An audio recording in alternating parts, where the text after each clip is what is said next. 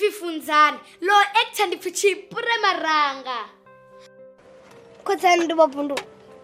Kana ndiya bala bo sambi Tshivenda. Ndi vone Vobundu. Ri ḓo itani muḓulu wanga a ri sokou zwi litsha muḓulu wanga. Na nda muvhudza a tshi ḓo dzi ḓa o ḓi ambara zwezwo. Kha fhisa majazi.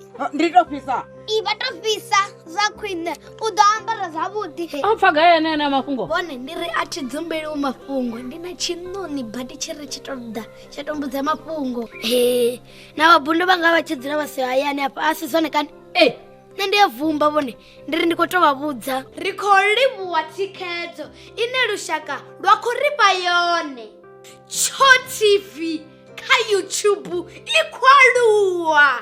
Subscribers dza 18,000 a si u tamba, ri a livhuwa. Na vhone arali vha sathu subscribe kha vha ṋambe vha subscribe zwino. Ndivhadzo yo vhuṱhogwa khe khombelo ri vha nthetshelese ti.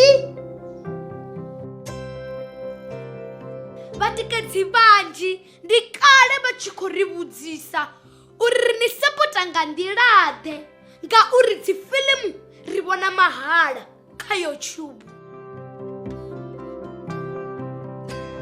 Zwino ri khombela vhoṱhe vhane vha nga kona u ri tikedza vha ri sapote nga u joina channel ya Tsho TV sa dzimembara.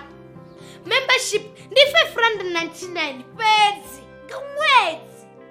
U joina zwivhiswa dina vha tou puṱedza bhathene ya join vha isa phanḓa. Vha tshi tou joina fhedzi vha mbo ḓi wana betsho yo sumbedza uri vhone vha mutikedzi washu. Betsho ya nekheyi sa membara video dzo no bva nga Ḽavhuṱanu vhone vha ḓo thoma dzi vhona nga Ḽavhuṋa ngauri vha mutikedzi washu.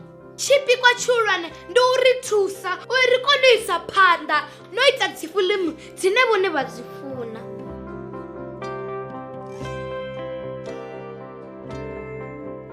Musidzana wa haya ha vhipfi vhathu welee kha vha ri sapote ndi khou tou humbela.